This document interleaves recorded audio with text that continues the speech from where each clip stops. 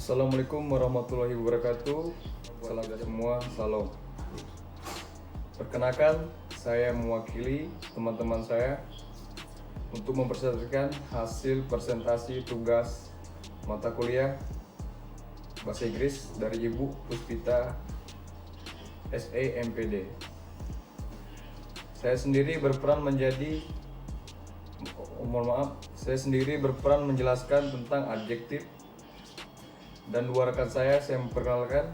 Yang pertama, Rio Adrian Saragi. Yang kedua, Gabriel Lumban Raja. Pada kesempatan ini, kita akan membahas tentang part of speech atau kelas kata.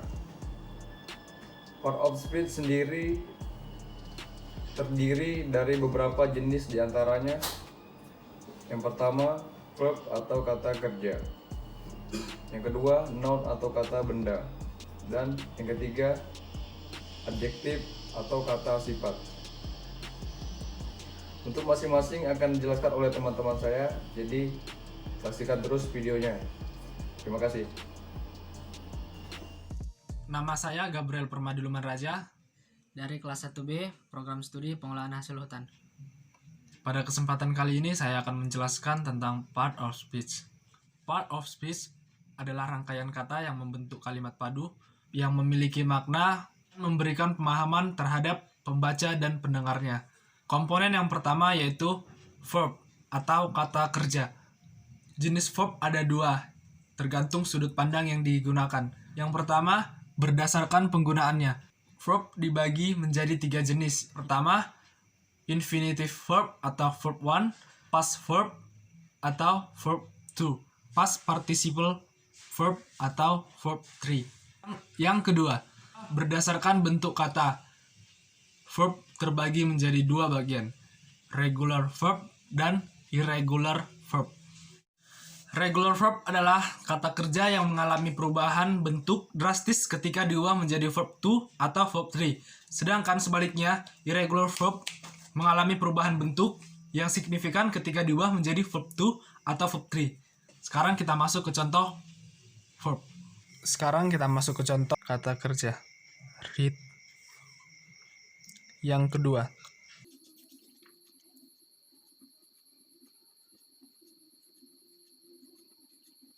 Febri write a blog. Febri writes a blog. Yang dimana write sebagai verb. Yang ketiga,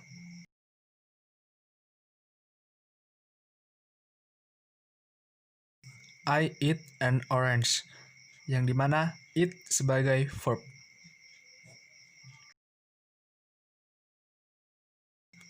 They read the book.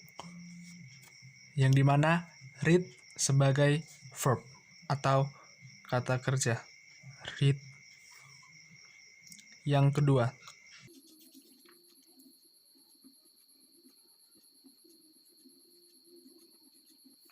Febri write a blog. Febri writes a blog. Yang dimana write sebagai verb. Yang ketiga,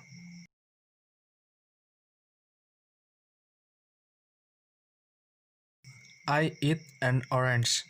Yang dimana eat sebagai verb.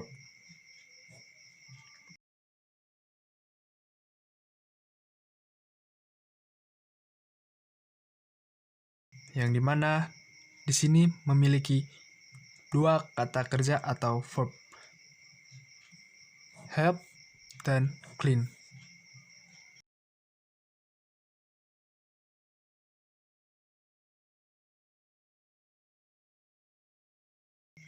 Know sebagai verb atau kata kerja. Oke.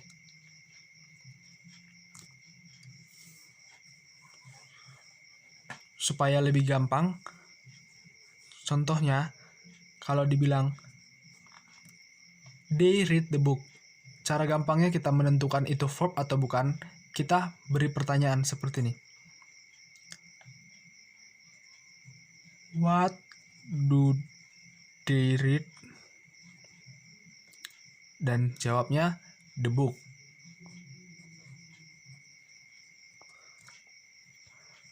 They read the book. Menentukan verbnya, kita berikan pertanyaan what do they read? Dan jawabnya the book. Oke? Perkenalkan, nama saya Ridwan Saragi.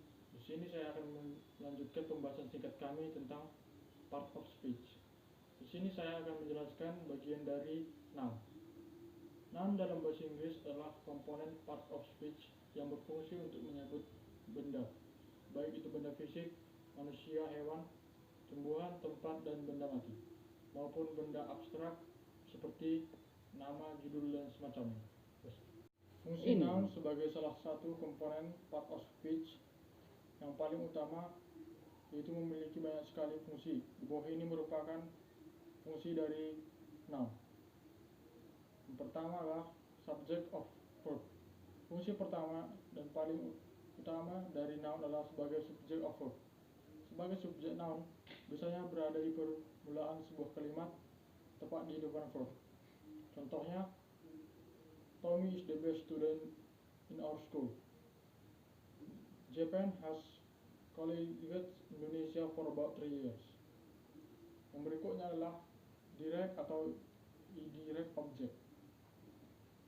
Contohnya sebagai direct object, yang pertama, I will take Harry to your house soon. Yang ketiga, selanjutnya subject. Peran noun selanjutnya adalah sebagai subjek atau objek komplement dalam sebuah kalimat. Contohnya sebagai subjek komplement, yaitu Gary become a firefighter. Yang sebagai subjek komplement, contohnya he made his wife a beautiful music box. Yang keempat adalah objek preposition. Preposition adalah kata yang digunakan untuk memberikan keterangan tempat, waktu, dan sebuah kalimat. Contoh, I'm shopping on a minimarket. Yang kedua, she said she will come at 5 p.m. Yang keempat, modifier of noun. Fungsi terakhir dari noun adalah sebagai modifier dari noun lainnya. Dalam bahasa Inggris, modifier berarti kata yang memberi tambahan makna bagi kata lainnya. Yang berikutnya adalah macam-macam noun. Dalam bahasa Inggris, noun memiliki cukup banyak macam, mulai dari proper noun, concrete, sampai collective noun. Pembahasan lengkap mengenai macam-macam noun bisa akan pelajari di bawah ini. Berikutnya adalah common atau proper noun. Common noun adalah merupakan nama asli benda tersebut, misalnya river, person, woman, cat, dog, rose, dan semacamnya. Sedangkan proper noun adalah nama yang diberikan orang untuk sebuah common noun. Misalnya bawaan Solo yang secara literally adalah river. Yang berikutnya adalah countable atau uncountable noun.